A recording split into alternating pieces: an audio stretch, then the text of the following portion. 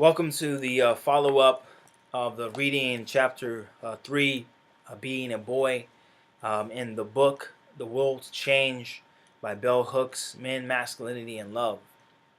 We read in the previous vlog, I'm reading Being a Boy, and Bell Hooks and this is the self-reflection and or critique and or points to address the chapter. I'm going to start doing that after each chapter, so I have plenty of time to address what the chapter had covered. Previously, in the other vlogs, I read the chapter, and then I would do a short, only like a 15-minute reflection, and I found that was not sufficient enough. And so we're gonna do a separate vlog detailing or getting more into the details of the chapter or a point that was raised within the book. I first want to start this off by reiterating that these vlogs are for my own healing and also for others that are looking for alternative ways to masculinity. Now, I say masculinity because I'm looking for the real man. I'm looking for the balance in humanity, the balance by using feminist thought and by using real holistic masculinity as a way to navigate through my family life, my professional life, and my social life. And so I'm enraged. All I can say is that's what I can say. I'm enraged with what I see in the world and what I've experienced as a young child growing up in the ghettos of America. And what I've been prescribed for healing. And so that's leading me to this bellboy's journey. And so I start by first saying that I'm enraged and that I'm violent, and I have violent undertones, and I have used psychological violence to dominate, to get my points across. When I know now that I'm looking to be understood, that I want to be understood, and I want to express my fear and my pain. And I've never had opportunities to do that until today. Today I'm 34 years old. I've lived 34 years on this planet, and I've been in abusive homes. I've been beaten. I've been in foster homes where I've been molested and threatened. I've lived in group homes where I've been indoctrinated into patriarchal traditions, and I've been in the military for 8 years where I've also been indoctrinated into those traditions and into that state of mind. And it hasn't stopped. I had not come to a point where I've hit a brick wall to where I've had to face myself until today, or until these days. I'm a father or a partner in raising currently 3 children that are all girls in their gender, and I'm looking to be more balanced in their life, in my expression of what parenting is. So in being a boy, just getting to the chapter here, the first thing that I highlighted was patriarchal assault on the emotional life of boys begins at the moment of their birth. And even though this is not more a lot practice, and I'm talking about myself, because we have to start with ourselves. I kind of remember this being um, growing up within our household. My mother was uh, she wasn't single. She had married. She didn't marry my father. She married someone else, my stepfather, and he was a very masculine, or a very patriarchal man. Uh, Grew up within the violent streets of Chicago. Was a gang member um, of the Vice Lords, I believe. That's not important, but uh, his way of disciplining was to punch, was to hit, was to demean, was to belittle.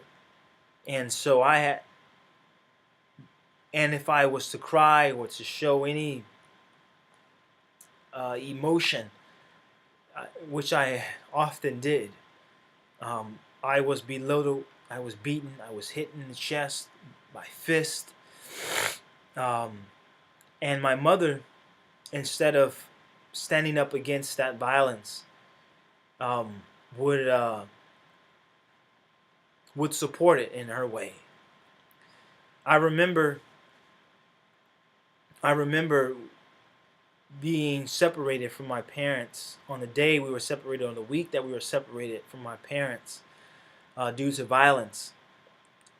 Um, my mother told me, instead of embracing us, instead of uh, affirming her love for us, instead of opening her heart and wanting to get through the pain, or to wanting to get to a healing place, as we're sitting in the DCFS, or the welfare office, the Children and Family Services office,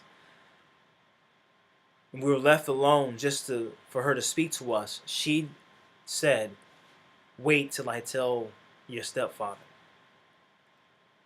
Meaning that the violence wasn't enough that separated from us, from her, that she had to,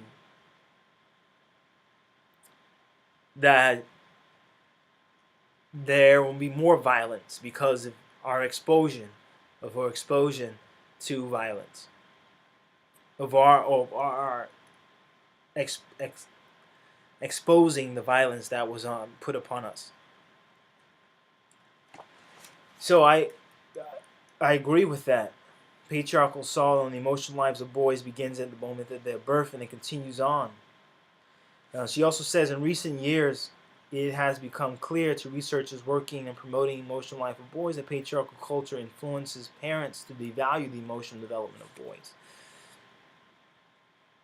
And I'm thinking about these times because that was the permanent, that was a, those are real times in my life, and I know that we continue to harbor those feelings within our own adult lives, and then unless we address them or enact them in holistic ways, that we just repeat them, because we have no other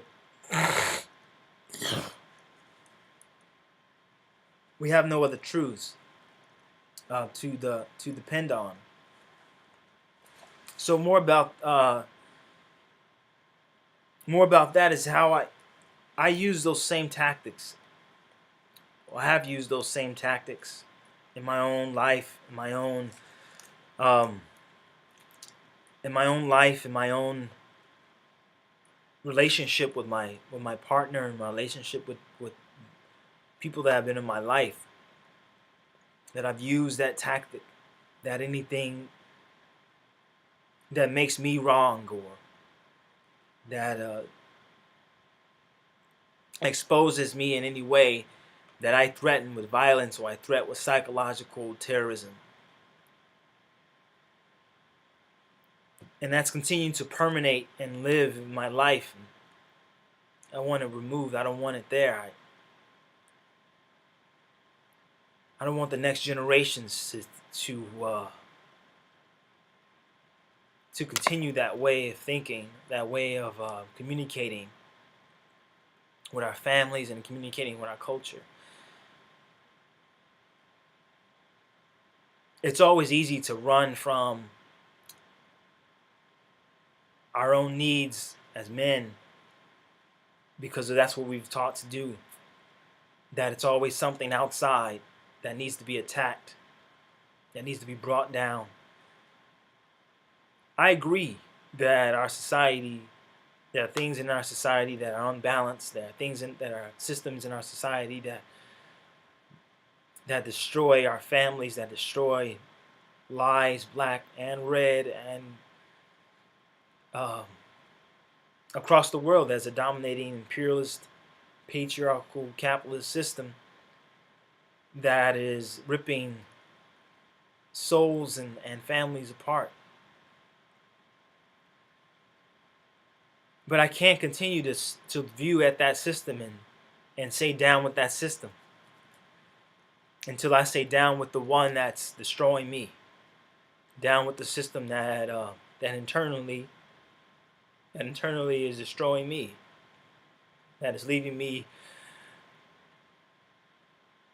sick, that is leaving me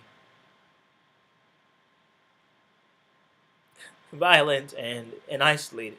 Like today, my family is not here because I don't know how to express the rage. I don't want to run to things. I don't I don't drink. I stopped drinking. I stopped using drugs as ways to cope. I'm trying my best to face the demons or the emotions or my past uh, as true as I can. And that's right. There's not a lot of support for this work, and I'm not looking for. I'm looking to be understood. I'm looking to express and heal holistically, so my children can know how to be humans on this planet and how to be humans in their environment.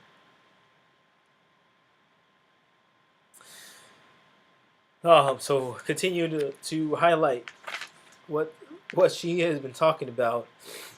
Um,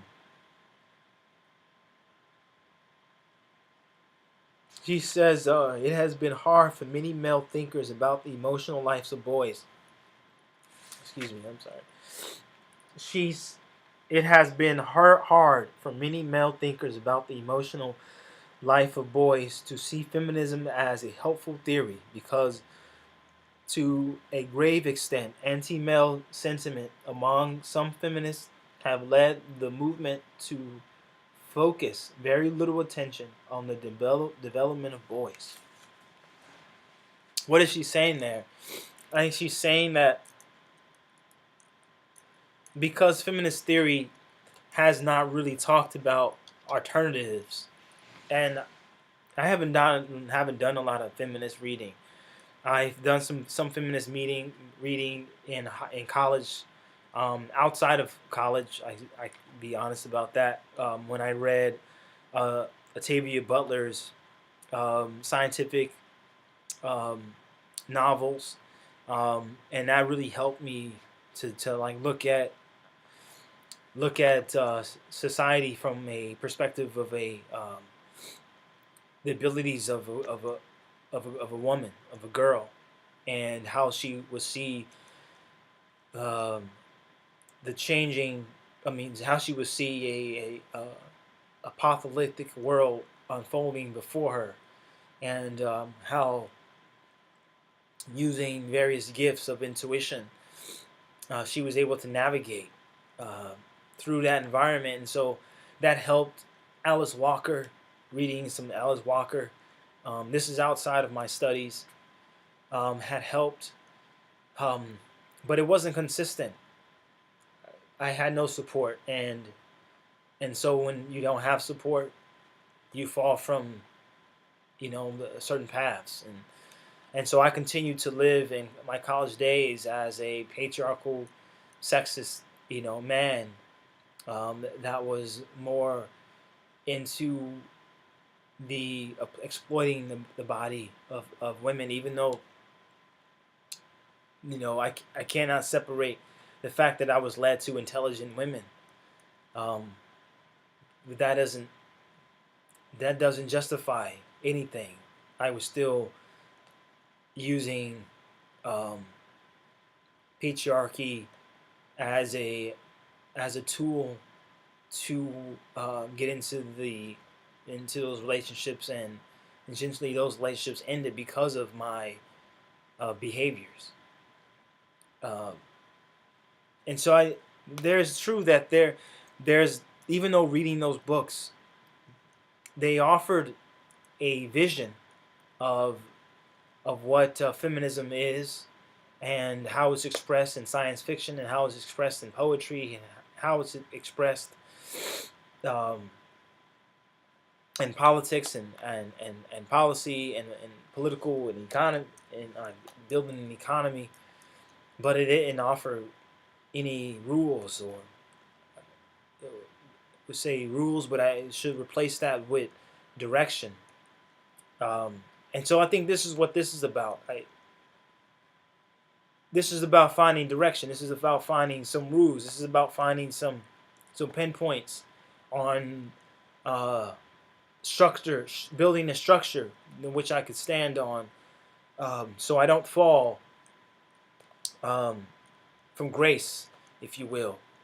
And I believe that this is a graceful way to start, by reading by reading feminism, female thinkers, authors, and building a platform for alternative masculinity. Because I love being a man. I don't want to never stop being a man. I don't never want to stop. I don't never want to eliminate feminist thought from my psyche as well.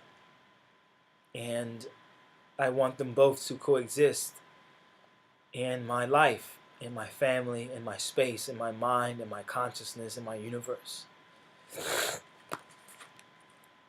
So when she says that I think that's the reason that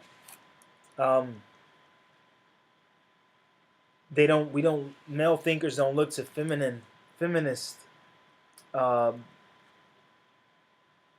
They don't lean to the feminist movement because it offers little direction or attention to the development of boys. I think we have to come up with that ourselves by reading between the lines, perhaps, or by reading what the feminist thinkers are saying.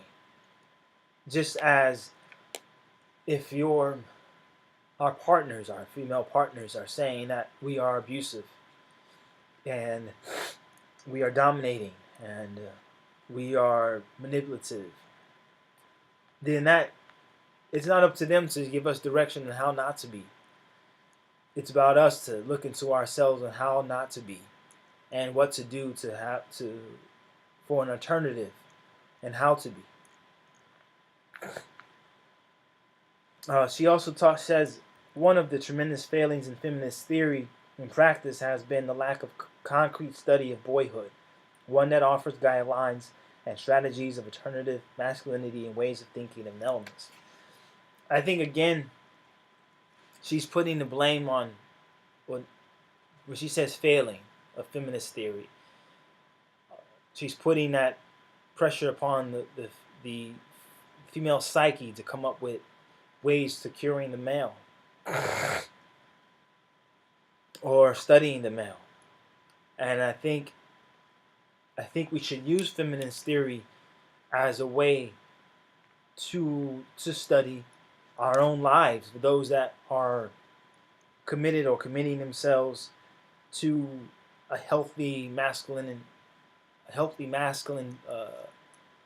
perspective, a balanced masculine perspective, a healthy masculine perspective, holistic one, and use feminine guidelines. But I can also see why feminism is not used as a basis, and why those that study that uh, male thinkers um, don't necessarily go to feminism as a tool to helping build a holistic perspective of masculinity. Um, so she talks about how feminist theory identifies male as being the enemy, and I think that's true because in some cases, um, femininity does draw males to be the enemy because males are essentially the tools of patriarchy. But as she stated before, and I also believe that patriarchy is a a, a tool, a ideology of dominance that uses both male and female um, in their bodies, in their mind, and in their expression to bring upon a system of dominance that is unbalanced culturally, um, economically, and politically. And it's hard to is it's a challenge to walk this line because of there's so much inconsistency um, around what femininity is and what masculinity is, and our only tools, or our only reflection of what those things are, is from capitalist culture, which from a capitalist perspective. So we only have movies, we only have literature, which is um, literature that's supported by capitalist institutions, or the institutions that have an imperial perspective on the world. So we don't really know, essentially, well, I don't really know what real femininity is. Is real femininity wearing the dress? Is real femininity wearing high heels? Is it this physical approach to the environment? Is it all of that? Is it the mind? Or is it nurturing? Is it to be a nurturer? Is what feminine is it? What is to be feminine, or to come from the female perspective? Is it nurturing? Is it just to be ideally nurturing? Is that a mindset that mostly the feminine perspective encompasses? I challenge that because I'm thinking that because of the way society has socialized the mind of men and women, and those that are calling themselves others, and them and they, is that our only perspective is from the dominant lens, is from the lens of mass media. And so when we're seeing our boys finding difficulty on how to be men, or finding difficulty on how to express their femininity, and choosing a over sexualized system as an example, or over sexualized culture as an example, or place to express their femininity,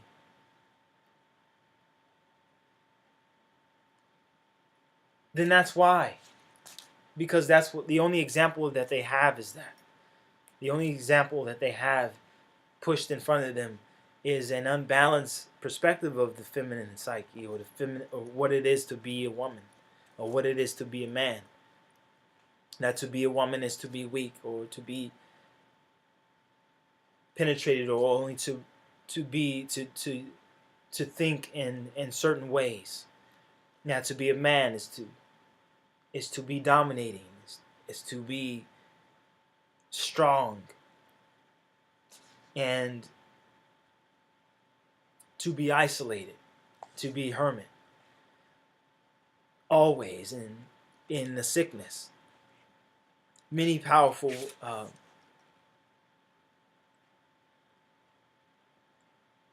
Many powerful thinkers and people in our society have isolated themselves because of their inabilities to express pain and failures uh, outwardly.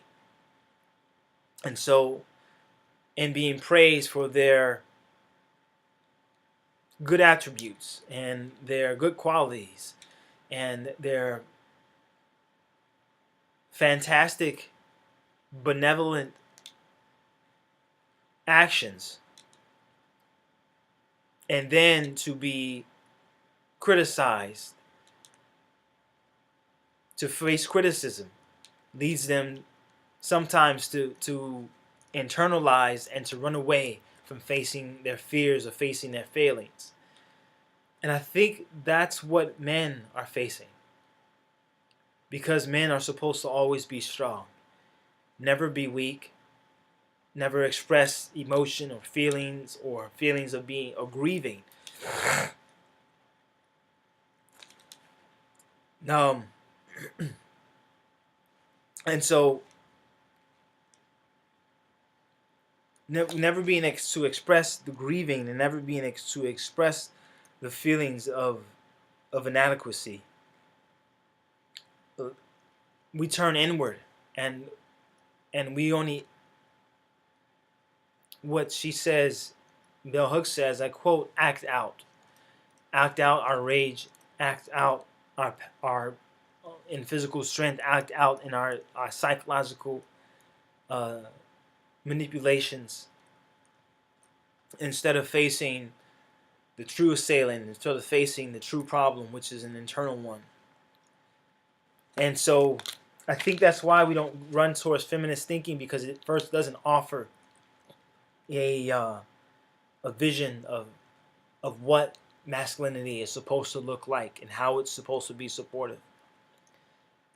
And in that, I think when she says feminist theory has offered us brilliant critiques of patriarchy and very few insightful ideas about alternative masculinity, especially in relation to boys.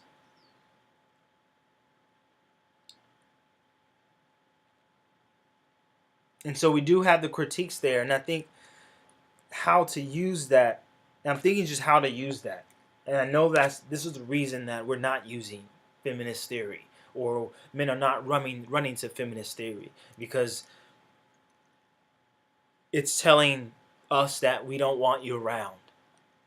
And although deemed um, justifiable, because men have is the reason that we have death. We have been the tools of death for almost since the beginning of time, it seems. And we're, at least within my time and within history, within the 100-year span, within 1,000-year span, within 2,000-year span, men have been going to war. In no instances have I ever seen, or there are few instances of woman field armies that have brought wreckage upon the communities, that have brought mass amounts of rapes within a community or within the family. Very few instances has an army of women bombarded a town and raped and pillaged communities. And if they have, then we must look at who was directing them. And it probably we would find a patriarchal male leading the brigade. So they don't offer alternatives in feminist theory. Then what do we do? That's my question. Since there's a brilliant critique, I say, since it's brilliant, that we continue to use feminism as a way to reflect on what women are saying. And if they are not offering any critiques, or if they're not offering any alternatives, and that we take those critiques and we find some alternatives. We build our own alternatives. There's got to be some way to be healthy, to be heard, instead of being violent, instead of just only outcrying, or instead of only being manipulated to get our way. I'll continue. I highlighted also that, and I kind of want to stay within the frames of the chapter, but I also want to kind of go outside of the chapter a bit, because I think that's important, to talk about. Just to be honest, I must be honest in this journey. That's the only way that we're gonna find healing, right? So she said, many enlightened single-parent feminist mothers with limited economic resources, the effort to consistently map for their son alternative to patriarchal masculinity simply takes too much time. I want to highlight that it takes too much time. Just this recently, over the past month, I've been doing this vlog, and I think this is the fourth series of vlogs. This one connecting to being a boy, the fourth chapter. So, it takes a lot of money. It takes a lot of time. Just to give you insight into my life. I'm a partner in parenting 4 girls. I'm also studying for law school, to get into law school. I'm studying to be a barber. I'm in school now to be a barber. I'm raising my daughter in the daytime. I am a stepfather, if you will, because that's the term that's used. But I'm parenting two young white girls, even though they have native heritage.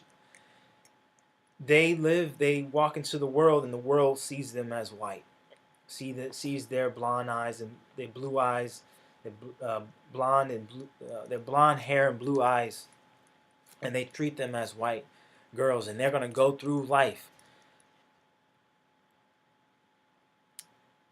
with that challenge to bring equality into a world that says that they are most important. And so it's difficult, because it's hard to balance everything, because that takes a lot of time. Being a Native and African stepfather in their lives, I know I'm seen differently outside by mass media, by a political system. And I'm not always judged by the content of my character, but even in the content of my character, King was very patriarchal. And it's his way of living, the way of the delivery, coming from the church perspective. And so it takes a lot of time. And I know for mothers that are single parents, that are raising boys, how difficult that could be, how time consuming that could be. Because at every moment, we must check patriarchy. We must make sure that we're living in the balance of humanity, in the balance of the feminine, the androgynous mindset.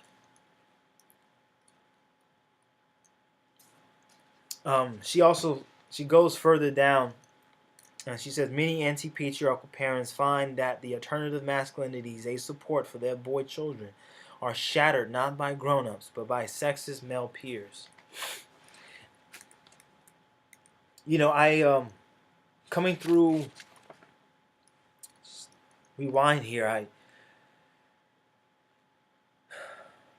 It's a straight up indoctrination, um, especially when you are coming through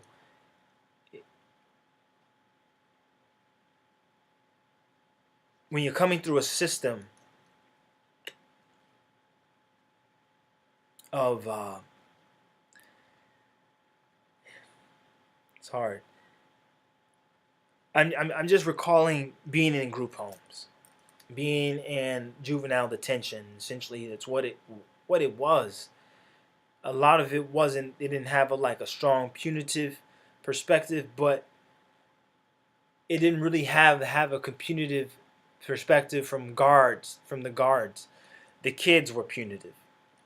The the actions that you were with the the onslaught of violence that are sweeping the floors or um, the homes of the group homes or these institutions of a prison industrial complex of even in the high schools. Either you were with that or you were against that. And I remember in most instances being against it internally, and I think a lot of men would find that to be true. That at first there's a resistance to what is happening because internally there's something that happens inside of us that tells us that this is unnatural. But it's either we die or face death, or we go along with the program and essentially still die, but it's more a prolonged death.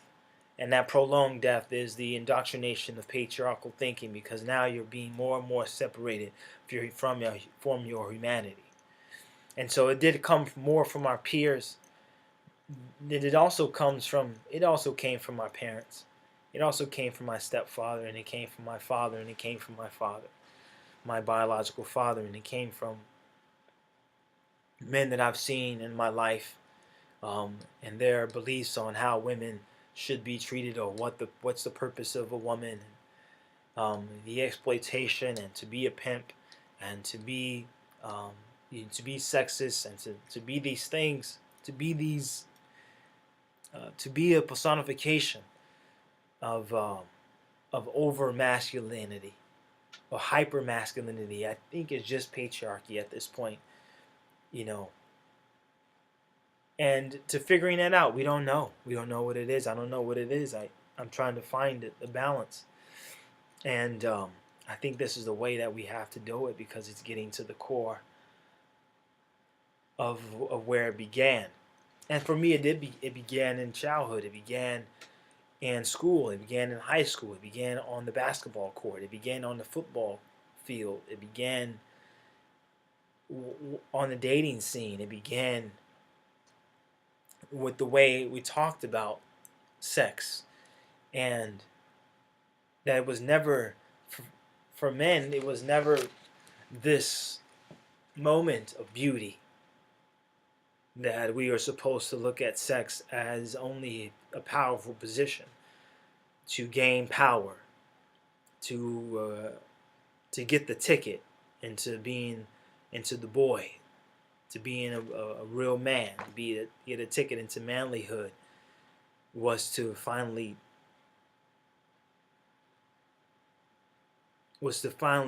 fuck, because that's what it was, an action of an action of dominance, and an action of power, physical power. And so in our minds, we're always thinking of life in that way, to fuck shit up, to fuck someone up, was always to relate them to dominating them in some form way. And since fuck was deemed to be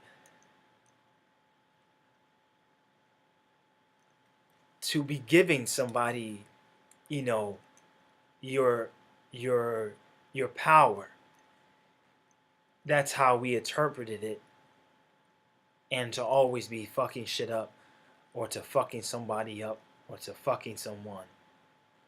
And that's how we were indoctrinated by our peers. That's how I was indoctrinated by my peers. I don't want to indoctrinate my children that way. I don't want to indoctrinate any other males in that way. I don't want to think like that anymore. And so I'm on this journey because of that.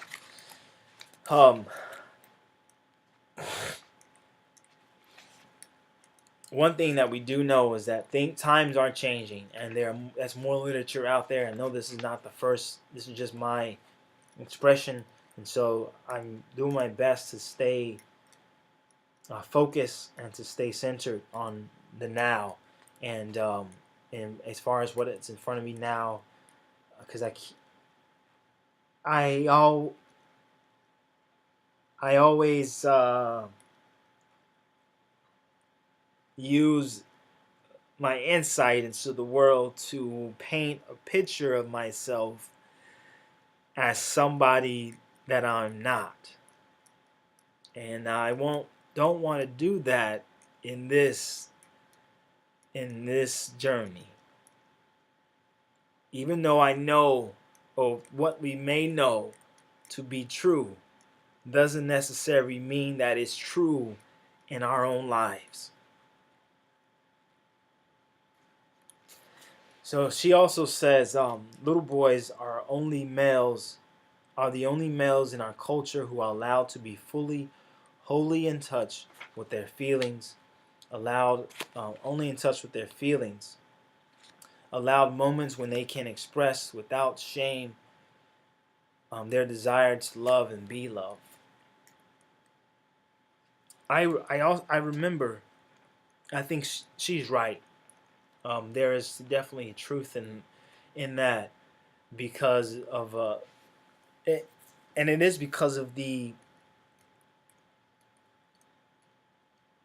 innocence that exists in the expression of the growing mind of the boy. And I remember a little bit of the innocence, not much, because patriarchy was really head on directly in my life, and I don't really remember sometimes that innocence. I'm always remember living in fear. I always remember living in silence and not really being really too able to express myself holistically in my environment, because what I had to say I thought was too sensitive or was of little importance. And so I went the safe route of being our intellectual over being a jock. But at the same time trying to find balance in that, and getting more into writing, into poetry, and to expressing myself in those ways, but then also using that as a tool as well. I'm just trying to figure it out. I want to continue to love and do those things. I don't want to use them as a tool of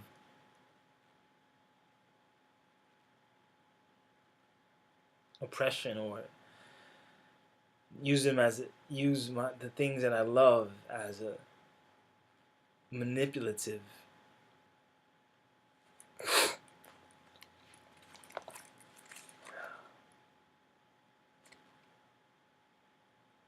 We continue on.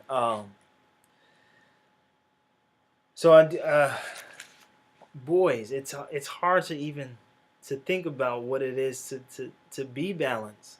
It is to be what a healthy boy, because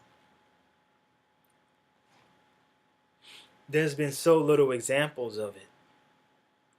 And the only examples sometimes that we have is mass media, and even the literature that's offered is a response to that mass media. And so I think this is just a journey. I may not ever get anywhere with this. I may not. I don't really even foresee that getting anywhere with it or getting through something. When I first started the blog and started to read, I was under the impression that I would read this thing and I would get the aha moment, and I would be totally wiped out, rid of all patriarchy, and I could come back to the family and I could, spew some things I've learned and some reflections, and I'll be all good and I'll be in good standing. And I'm learning that that's not the truth. That this is this is going to be a long journey if I'm going to continue on. And my plan is, and my hope is that I get the strength to continue on, because I need it. I need this journey. I need to continue on. I can't move forward in any other action. I can't move forward in any other way. I can't study. Studying for law school, it seems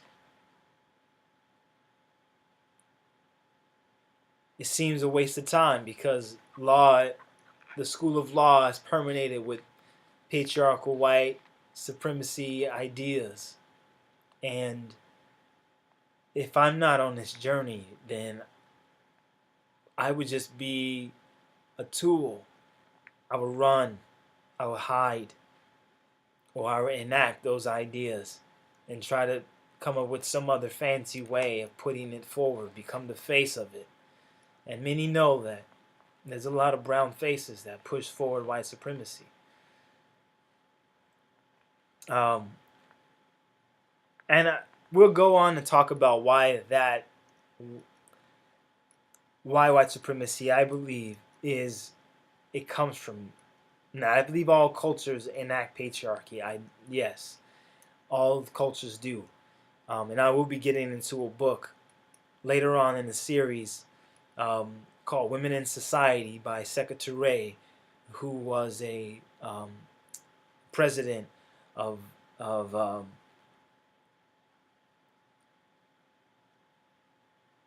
Guinea-Bissau, and he wrote a book on women in society and why we have went to patriarchy over a monarchy and what it used to be, a matriarchy.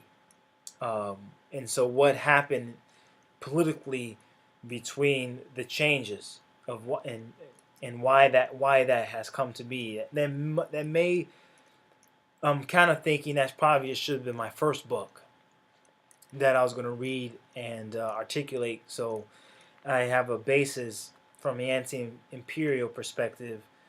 This Bell Hooks is, born in America and under this ideas, and she definitely uses the word anti-imperialism, anti-imperialist, white capitalist patriarchy, and so I think that she's coming from a good place. But I also wanted to choose her to be the first book because she's a feminist. And not saying that Secretary was not a feminist, just saying that there's always these images of men that are being put forward first.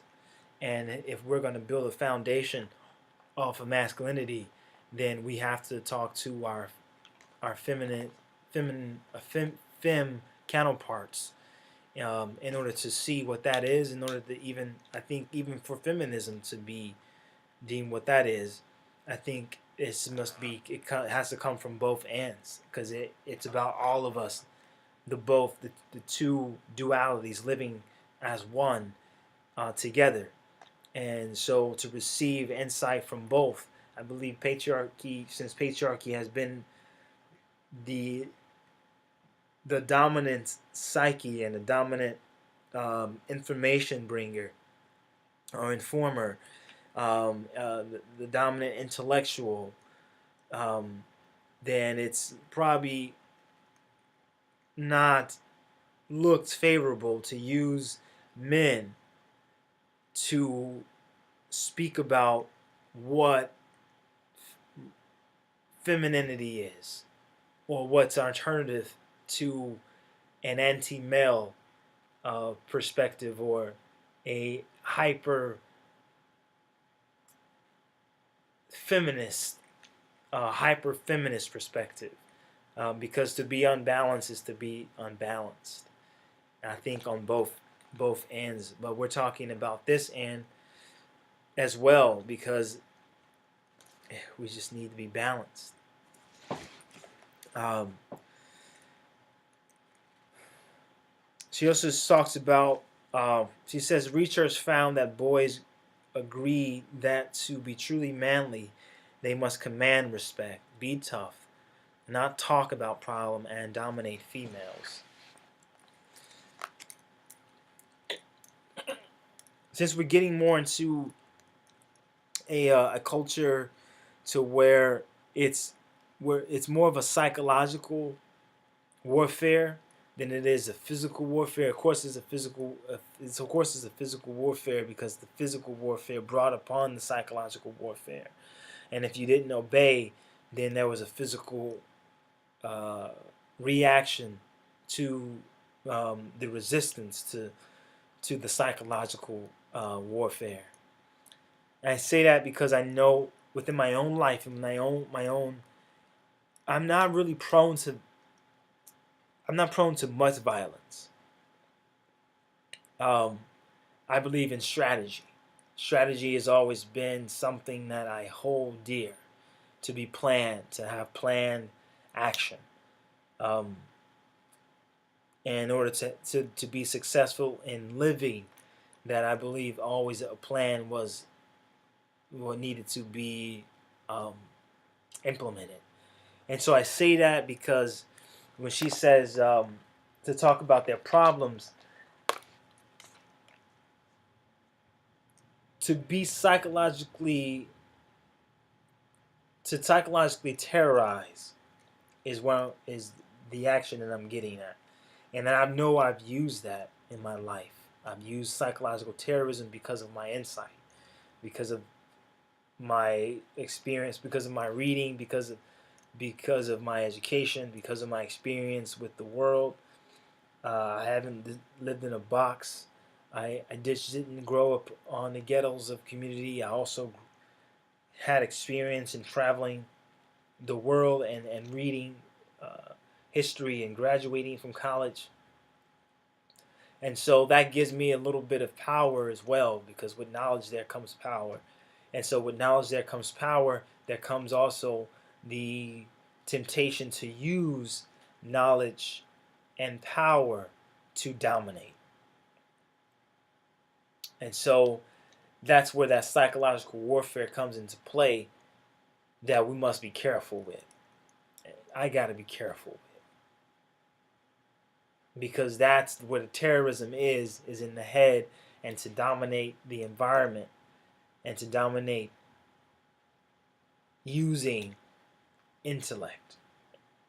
And that's the reason I think that a lot of neighborhoods and poor communities are where they are, because the status quo knows more about, or has more access to the knowledge, and they're able to use that knowledge against those that are weaker, or that were without. And so that's a challenge as well. If we're not physical, just because we're not physical all the time, and I'm not saying I've never been physical in my terrorism, my terrorizing, because I have history of that. I have history of being physically terrorizing, and and I'm a tall person. I'm a tall guy. I'm not necessarily big in stature, but I'm in height and in personality. I have been said to be very, very big. And so looking upon that, knowing that what my body and can bring, then I also must be aware of what my mind can bring as well. And I think when we're talking about how we're creating alternatives, we must be more proactive than reactionary, um, in order to build something that's stable. And so I'm leaning towards a more proactive way instead of being reactive, because usually reaction is fear based, and that's just my thought. I don't I know it's usually fear based. Reaction is usually fear based because we haven't planned, or we haven't studied, or we haven't prepared for what's to come, and so we're reacting to what's coming. And so I just have to point that out, that to be tough, to be dominating in our speech and in our intellect, has also is also a tool, and that things that we have to think about. The confusion boys experience with their identity is highlighted through adolescence. I believe that to be true. Most of my indoctrination came from my adolescence experience, with running away from home, with running with with other boys, um, finding out ways to inject ourselves into the world. And usually that a lot of that injection was through a patriarchal phallic symbol, or fallacy. Um, so tragically, um, were it not for extreme violence that has erupted amongst teenage boys throughout our nation, the emotional life of boys would still be ignored. I believe that is also true, and that can be shown. Um, I mean, we have to look at it, because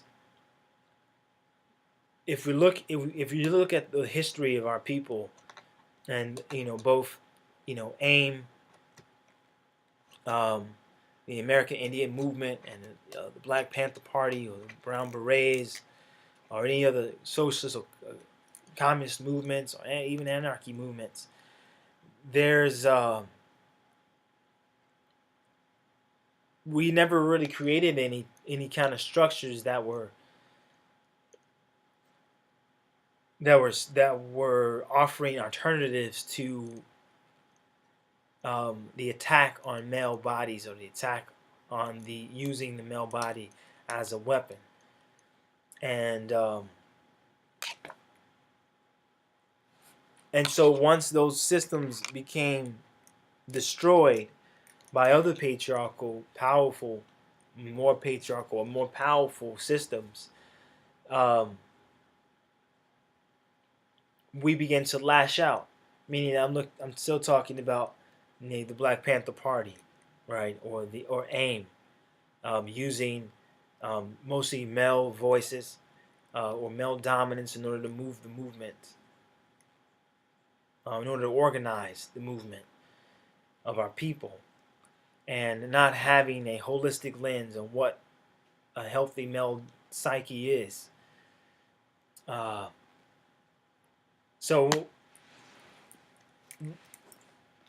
once the destruction of those entities happened, because it was a strong, a lot of those entities had strong political perspectives.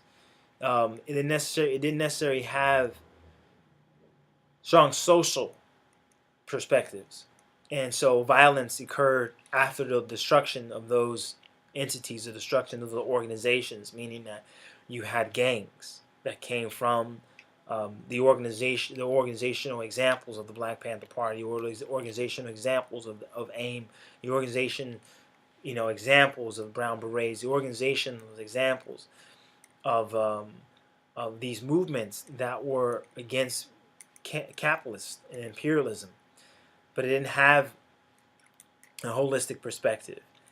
And so the violence ensued, meaning that Chicago There's a reason that Chicago is happening the way that Chicago is happening, or Detroit the way that Detroit is happening, and its onset of violence and gang violence is because of that unbalance, and also because of the exploitation that people are going under or going in, and being removed from their history, being removed from what the political history that existed in their time and in their environment. So not having access to that brings about violence, because we don't have examples of to be organized without ensuing violence on ourselves. And so now it's become so important because we're actually being shot down in the streets by our own selves, and we're committing suicide at our own hands, and we're also being killed by the system of policing, the system of the prison industrial complex. We're being killed, and now we're paying attention to saying, why is this happening? Or why is the movement moving from the focus on boys and the focus on healthy men, and now we're moving to the perspective of, Black Lives Matter is comes from is mostly created from women, from queer perspectives, and so more and more as that's becoming more and more powerful and dominated, then it's saying that, well, is men, anyone that associate themselves as men, must be deemed as an enemy because they've been used as the tools in order to bring down our communities. And so, kill the man, save the woman, or essentially, or save the kill the woman. Kill the man and save the woman, or kill the man. Period. And I think that's unbalanced, because and Bell Hooks says it agrees that it must be a balance. We must focus on the healing of the men. The men must focus on the healing of the men in order to achieve balance within society, and not depend on the women to do that work, but the men to do majority of that work. I try to keep these under an hour. I went over a little bit. I just want to end the last 15 minutes in saying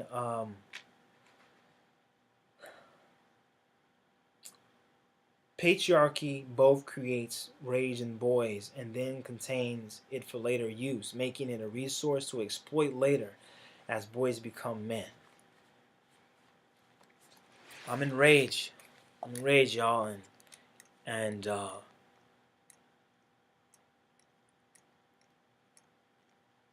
I'm also a hermit, so I deal with a lot of my problems internally.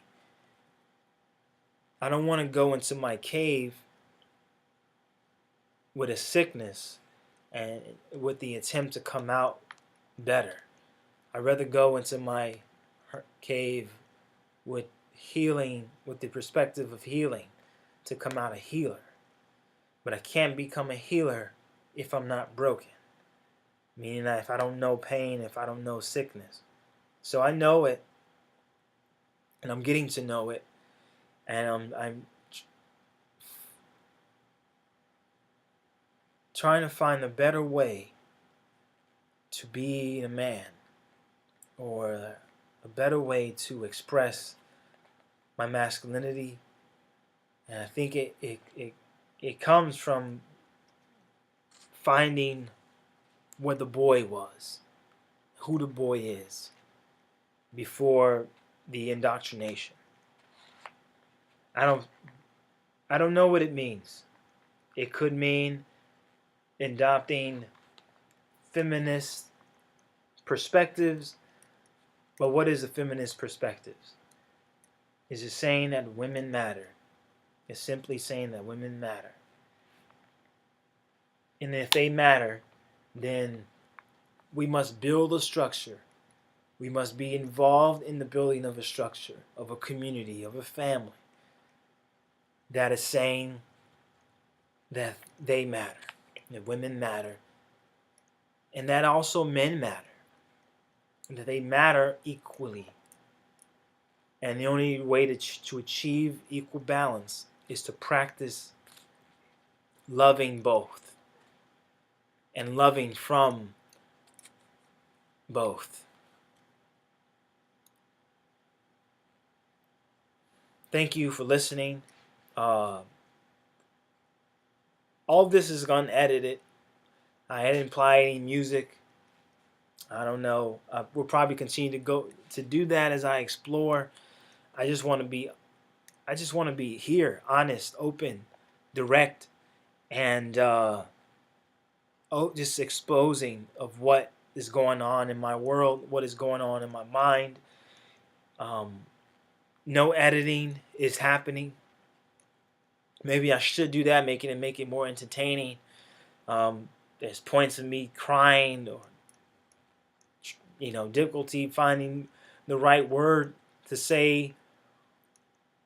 But it's who I am, and I have to be that. I don't wish that I was anyone else. I just wish I do wish to be better, and so I'll continue to be on this road as a bellboy to be better. Thank you for listening. Ring true, ring out, and